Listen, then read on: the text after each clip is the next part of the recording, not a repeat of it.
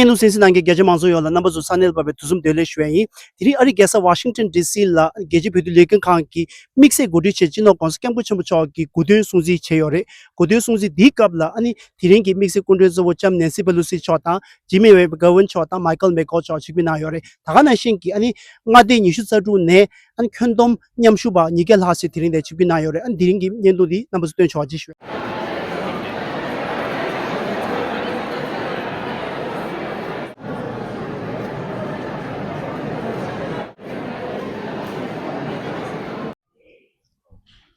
And now we are here to a program to honor His Holiness's upcoming 90th birthday.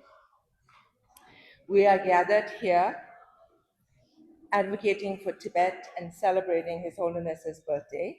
So, and I want to first thank Congressman McCall and Congressman McGovern here for helping us host this event here.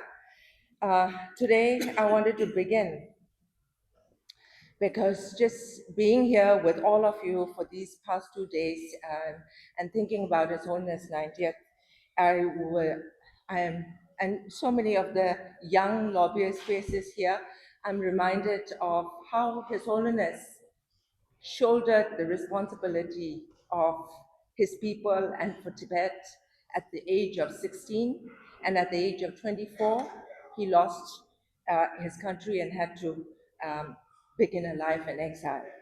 And I remember always this one story that ICT Chairman Richard Gere would share, and he spoke about His Holiness had watched a film about his early life by Martin Scorsese, and after that, he recalled one scene in there. There is one scene in that movie towards the end where His Holiness reaches the border of India after a harrowing 2-3 weeks of journey across the mountains. And as he reached the border, he was tired, frail, and an Indian army officer comes to welcome him. And he looks at the officer, and then he looks back towards Tibet. And that is the world that he knew until that time. And all his friends were there, and he knew he was leaving that world that he knew. And then he looked forward, and he looked towards India, and he saw that this is all unknown to him. He's going into a new country, a new world, leaving everything he knew behind. But then he told Richard, but now I didn't know then, but now I have all these friends who support me, who care about me, and who know about Tibet. And so I think you are all part of that group that came to care about His Holiness. So I think in recognition of that, I wanted to show a small clip. This clip is His Holiness speaking to young people, taken about 10-15 years ago, but I think it speaks to the moment. So I wanted to share that with you all today.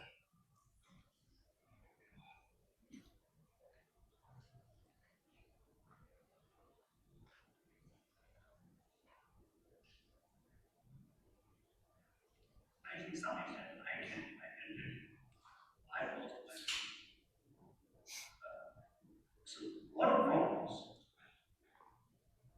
Last 51 years, I think at my age 16, I lost my freedom. And it is uninformed, educated, nothing. Carrying the responsibility to love Tibet. And the Chinese invasion already started. I said, I Then my age reform. Last 51 years,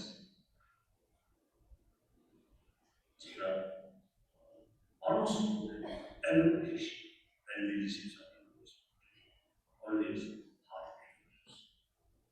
Of course, occasionally something comes that aim was to try to spirit as a rest, very, very encouraging situation.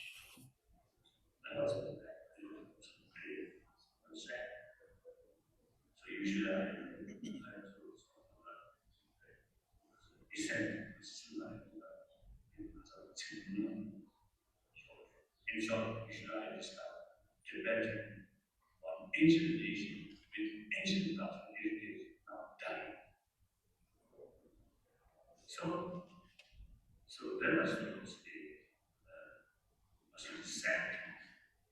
However, I was not calm, happy. As was particularly student of Arjuna, we must be realistic. And things were difficult. As it was stated, when we face a problem, investigate that problem, nature of that problem. If that problem can work through effort, then no need worry. If that problem, no way to overcome, no use to worry. Very realistic approach. So use security intelligence properly, wisely, try in order to keep our emotional mind calm. Then, no matter what situation, you can carry this. And also useful for the people. So that should that is then it will reach good. More to have but you remain more.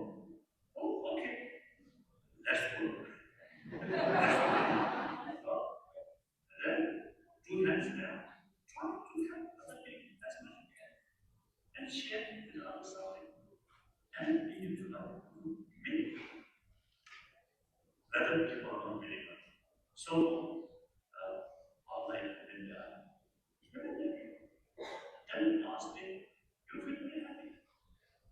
You can proudly say goodbye. Otherwise, too many money in bank, you may feel very worried. After my death, that money then. Really?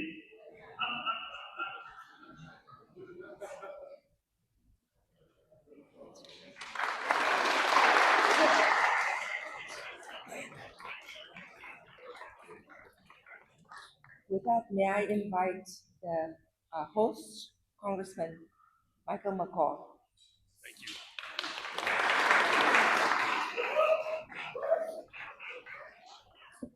Thank you, Madam President. Chunkar Lateshi Dalek. I want to thank all of you for being here, all the Tibetan people, all the Tibetan supporters, the Dalai Lama. As Chairman of Foreign Affairs, I've met many leaders of countries, dignitaries. I would have to say that the meeting we had with the Dalai Lama in Dharamshala last year was one of the most profound experiences of my lifetime. His intelligence, his sense of humor after what his people and he have gone through. You know, he said, you in the West care about physical health, mental health, but you don't focus on spiritual health. And I remember one other thing he said: I will not be reborn in China. I will be reborn in freedom. It's very profound.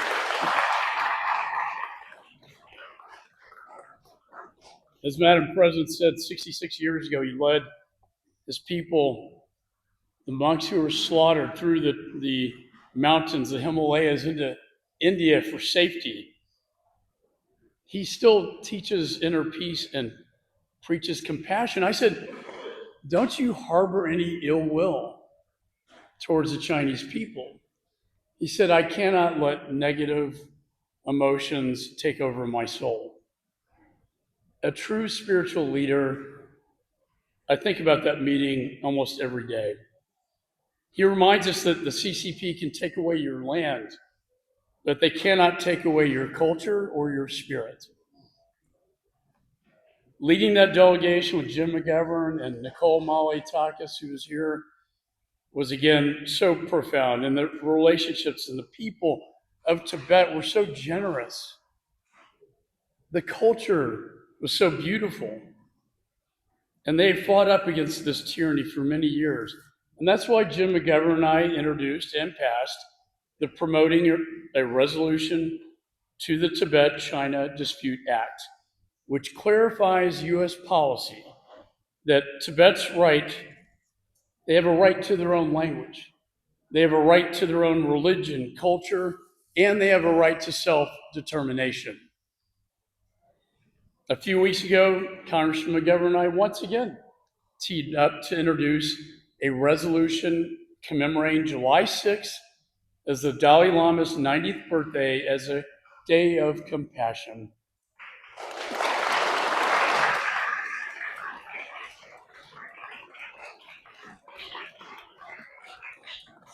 Nobody exemplifies compassion more than the Tibetan people living in exile.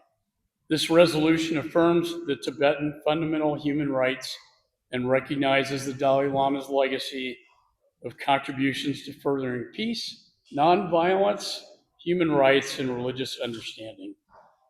I'm grateful for the opportunity to honor His Holiness today and proud to advocate for Tibetans in this Congress. And I can tell you, Mr. McGovern and I will continue to fight for Tibetans' right to self-determination until the Dalai Lama and his people can return to their homelands.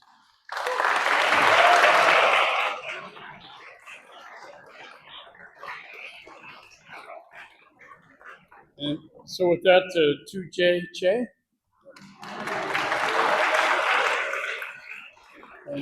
And it's my honor to introduce my good friend and legislative companion, Mr. McGovern.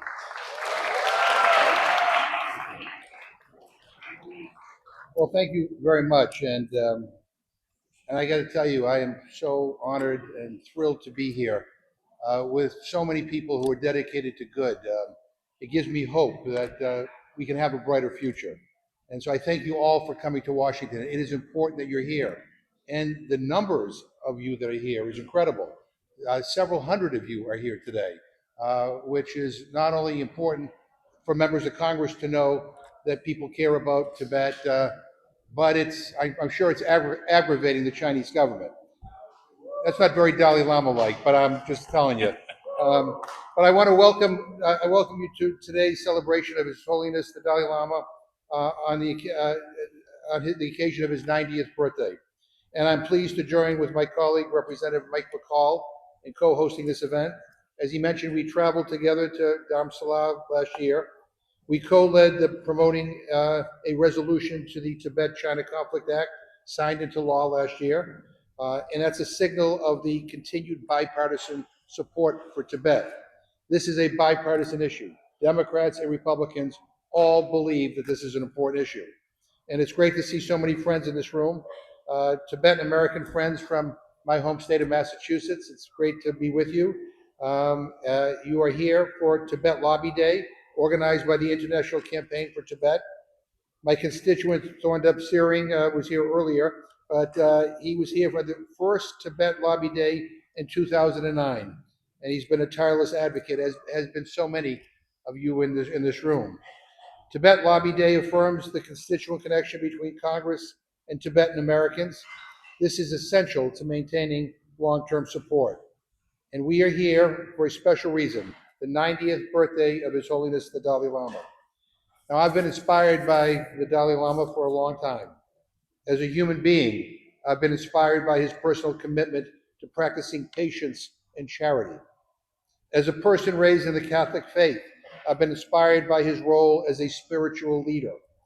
And as a congressman, I've been inspired by his role as a national leader, guiding his people through dark times toward a brighter future. His Holiness inspires millions. His teachings on religious tolerance, nonviolence, and peace building, his advocacy for freedom and dignity of the Tibetan people, his global vision of compassion and human rights. His message is a universal one.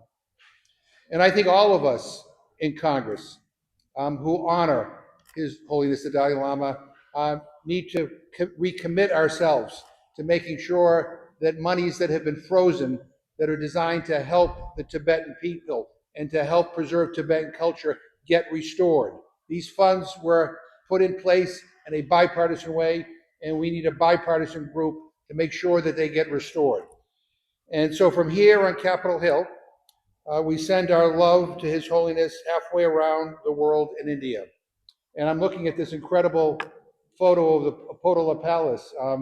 When I was there with Speaker Emerita Pelosi in 2015, I think we were the last congressional delegation to actually get into Tibet.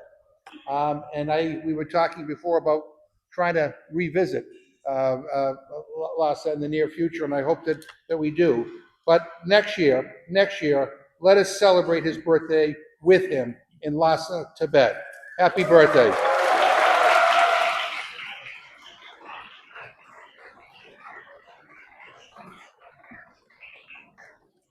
Next, it's my honor to represent somebody. You know, when you travel on Codels, no matter what side of the aisle you're on, you get to know that person much better. And I consider the next speaker a dear friend of mine. She's also a dear friend of the Dalai Lama's, perhaps the dearest one on our delegation, I would have to say. So without further ado, Speaker Emeritus Nancy Pelosi.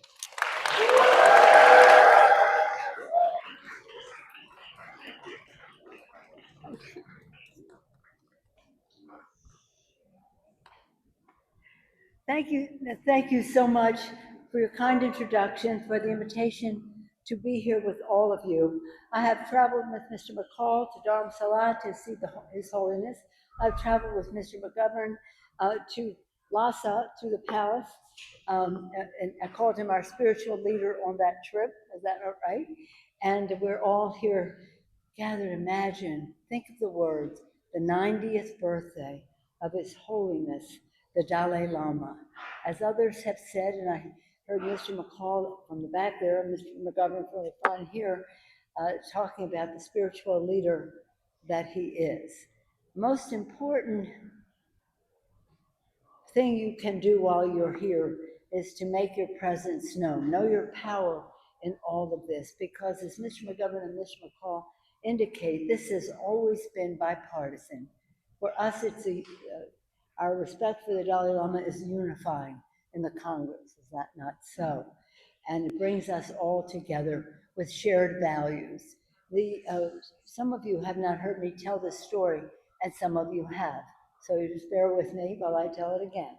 When we were there at a time in Dharamsala with a bipartisan delegation a few years ago, last year we were there under leadership of Mike McCall, of course, but a few years before that we were there, and His Holiness had me listen to the stories of some of the people who were coming out of Tibet, and they had terrible stories to tell about how abusive the Chinese had been, how cruel, and all the rest of that.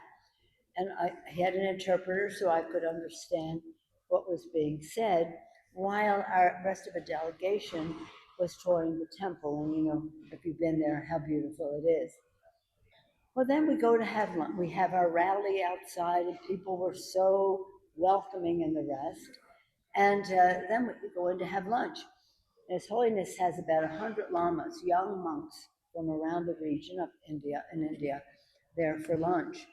And having just heard these terrible stories from the people coming over from Tibet, they were kissing His Holiness's hem, you know. I mean, it was just such a beautiful thing to see them meeting His Holiness, and the respect and the love and just the whole reverence that was there.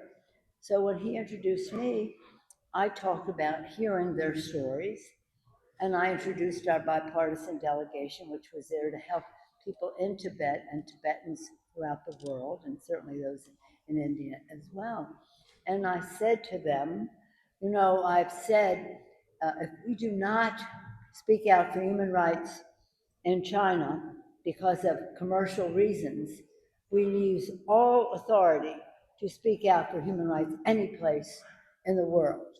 That's what I say all the time. When His Holiness got up afterward, he said to the monks, "Now let us pray for Nancy so we rid her of her negative attitudes." That's how beautiful he is. And a real lesson to us all to always be thinking in the most positive way. Is that not right? You've heard the story many times, I know. And thank you for being here.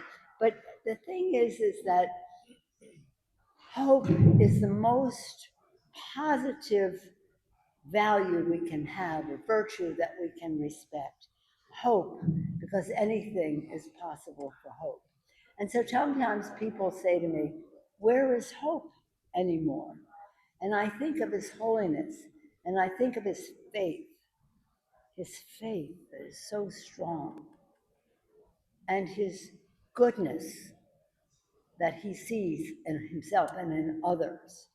And I say, hope is always where it's always been, sitting right there between faith in the goodness of others, faith, hope, and charity, faith, hope, and love. So when we listen to him, we're taken to another place. So the fact that God has blessed him with 90 years, and still having teachings in the rest is quite remarkable. And God has blessed him with that, but he has also blessed all of us for having been exposed either personally or through readings and the rest, or preaching, teachings from His Holiness in the goodness of others. And that's how he's treated the authorities in China and any obstacles that are there. I'll just close by saying it's a pleasure to be here with all of you, but also with Mr. McCall and Mr. McGovern and some others who will be coming in, because it's really important for you to know in the House and in the Senate, support for Tibet is overwhelmingly bipartisan. That's because of the goodness of His Holiness.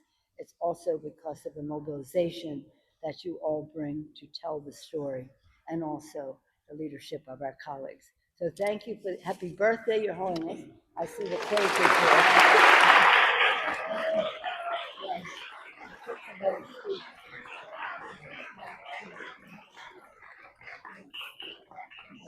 here. Next we have Representative Namgal Chotep. Hope I got that right.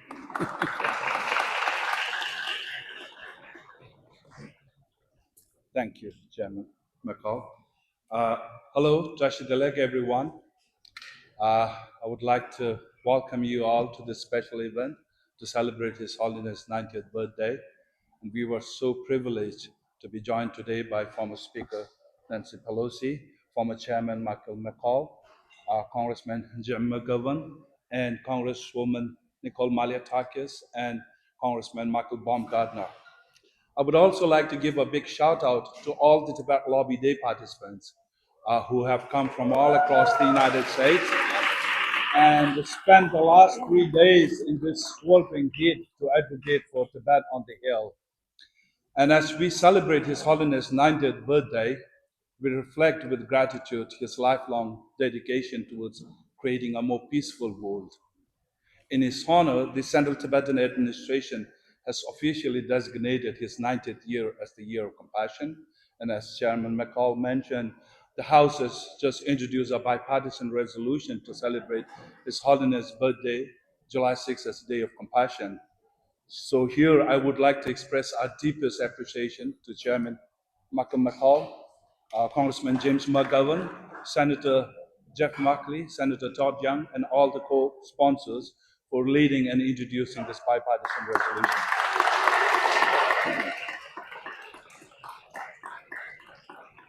And I believe His Holiness' 90th birthday matters not because it's about His Holiness, but it is about sharing with the rest of the world some of his key messages of oneness of humanity, compassion, interdependence, and universal responsibility, something I think everyone will agree this is entirely needed in today's world. And for the Tibetan people, despite over more than 6 decades of occupation, exile, and the ongoing onslaught on their very way of life, their determination and spirit remained ever stronger because of the compassionate and visionary leadership of His Holiness, who has shown us a path and a model of dignity and resilience. Under his leadership, the Tibetan people have not only survived, they have preserved their identity, their language, their religion, and most importantly, the moral clarity of their resistance. His Holiness has shown us that resistance is not only possible, but it can be peaceful and sustainable. The resistance was never against the Chinese people or the society, but it is against the actions and policy of a repressive regime. His Holiness has shown us how to resist not out of revenge, but out of responsibility to uphold the shared dignity of all people, including our Chinese brothers and sisters. Here, I would like to mention a Chinese leader whom His Holiness dearly admired and respected, the late Nobel Peace Laureate Liu Xiaobo, who, even after years in prison, facing death, famously said, "I have no enemies." This idea may seem impossible to many who have suffered torture and abuse, but it is in this impossibility that hope lives.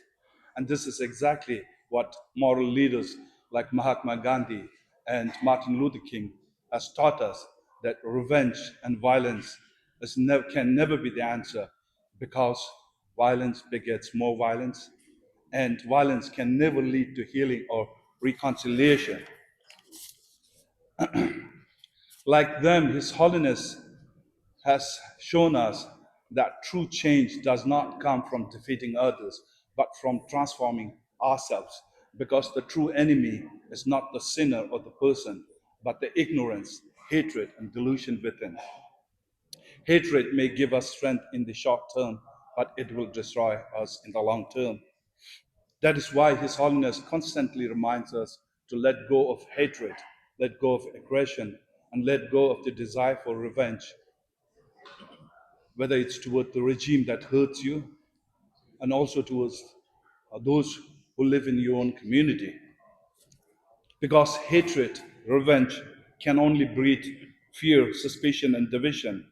And if we carry that forward into our movements, then we reproduce the very violence that we seek to overcome. For His Holiness and many followers of nonviolence, these are not just ideals but strategies for survival and our only hope for a genuine, long lasting peace. And in this century of rising authoritarianism, this may be the only strategy that can save us. So, as we celebrate His Holiness' 90th birthday, let us all endeavor together to act with wisdom and compassion to turn the most challenging of our experiences into one opportunity for true transformation. Thank you.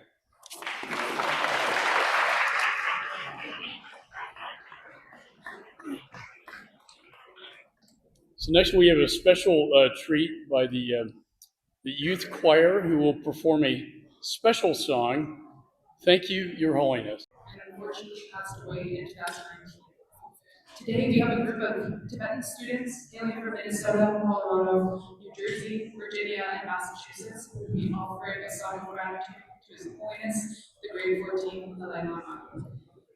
To provide a short excerpt of this song, from generation to generation, from life after life, you are the destiny of the land of snows. You are the refuge of our lives. Gratitude and heartfelt thanks, the most precious jewel in our hearts. You are the elixir for our souls. You are the hope of the land of snows.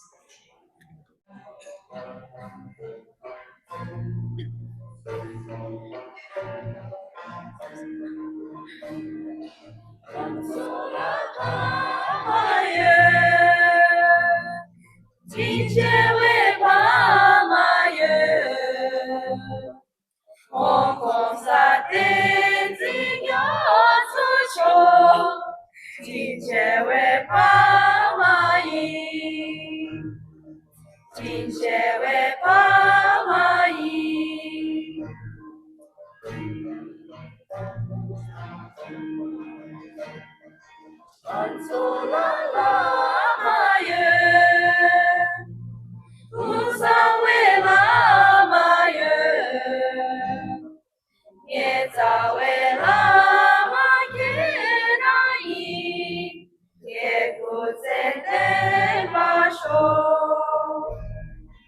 그곳에 때 마셔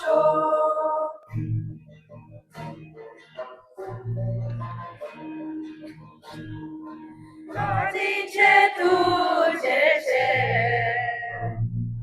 Semnangi tezake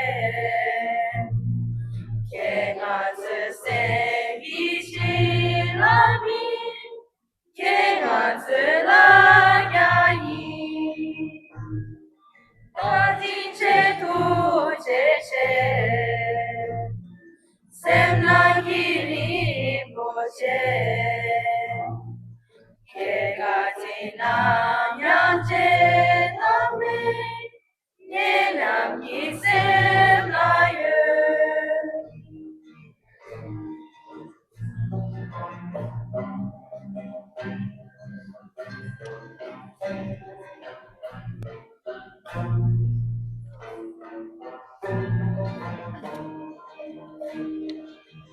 Sokaru buye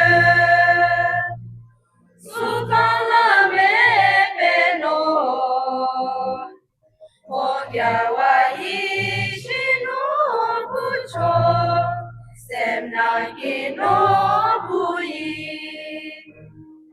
Semnangi no buyi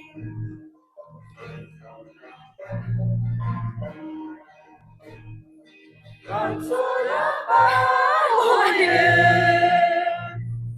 Yushilame bebu Kondesiya sobuguyi Kanjoki bobayi Kanjoki bobayi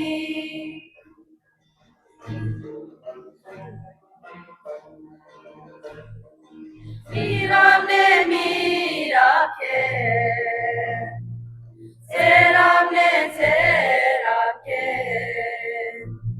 Kekachem pögilanyeyi Zene çigamneyi Kadince tuceçe Semnangiri poçe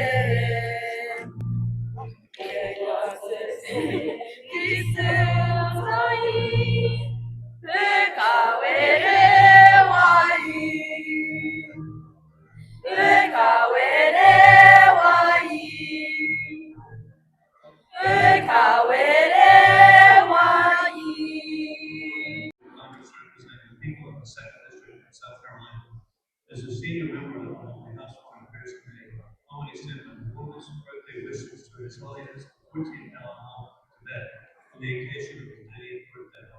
On this special day, we join millions around the world in celebrating his birthday and honoring his extraordinary life dedicated to peace, compassion, and justice. His unwavering commitment to nonviolent treatment in the face of exile and oppression continues to inspire generations across all borders and beliefs. As a spiritual leader of Tibet, his voice has remained a beacon of hope for those resisting the erasure of culture, faith, and freedom under the weight of authoritarianism and cultural genocide.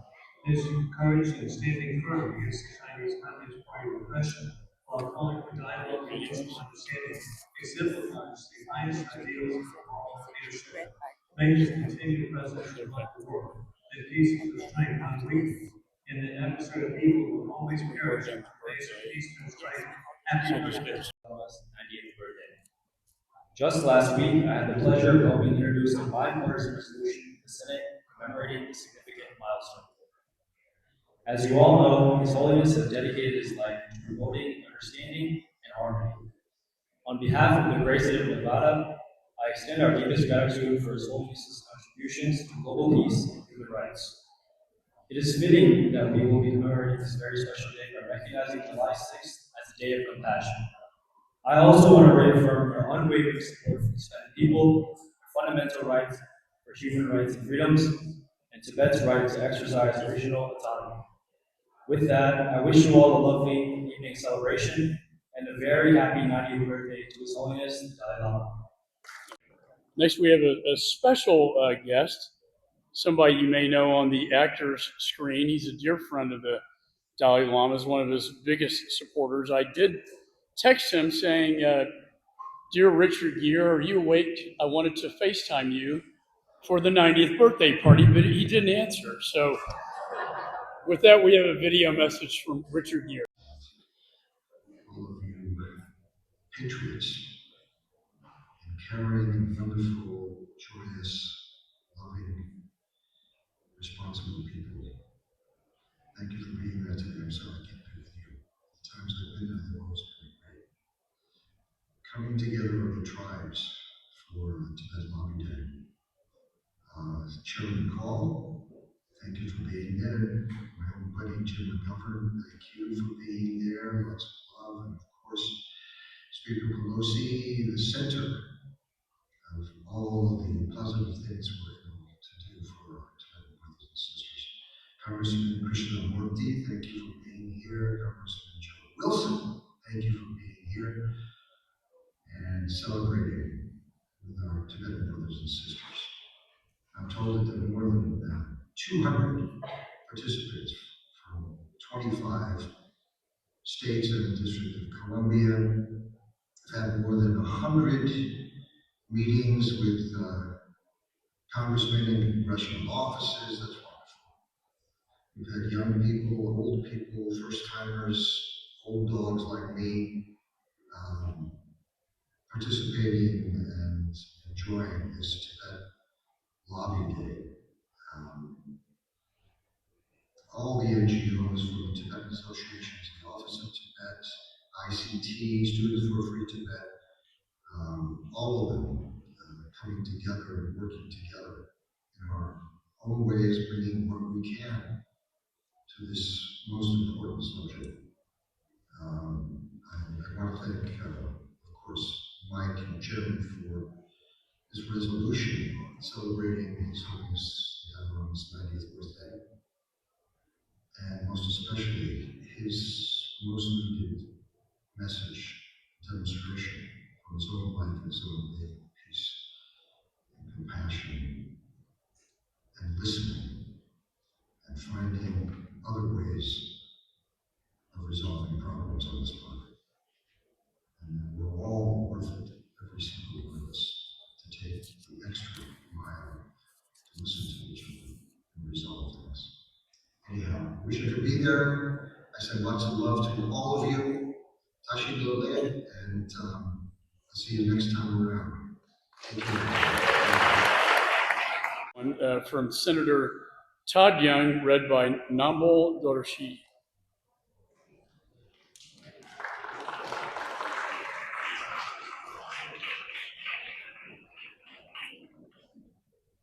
On behalf of the state of Indiana, I would like to congratulate the International Campaign for Tibet on the occasion of the 90th birthday of His Holiness the Dalai Lama. Throughout his life, the Dalai Lama has stood for peace, respect, and understanding. I'm proud to stand with the Dalai Lama and the people of Tibet in their struggle for freedom and peace against the Chinese Communist Party's continued aggression. China's status quo, both in Tibet and elsewhere, is not acceptable. I have been proud to lead a group of senators in recognizing Tibet's continuing struggle for self-determination over the years. From our recent resolution commemorating the Dalai Lama's birthday and expressing support for the human rights and distinct religious, cultural, linguistic, and historical identity of the Tibetan people, to the passage of the Promoting Aid Resolution to the Tibet-China Dispute Act, the Senate continues to stand with the Tibetan people. I extend my thanks to the work that you've done and the work that you will continue to do. Sincerely, Ted Young. Thank you. To you. Happy birthday to you. Happy birthday, dear. Happy birthday to you. Keki to karadashi de.